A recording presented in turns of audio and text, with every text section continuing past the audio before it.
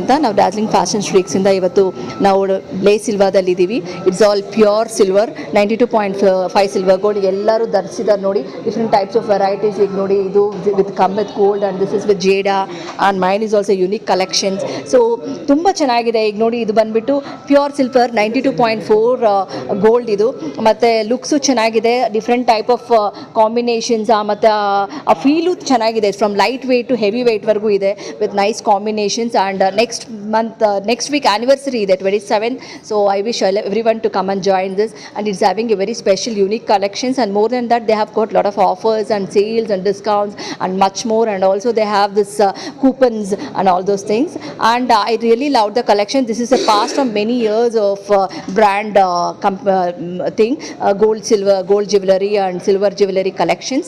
And let's have a feel and walk in very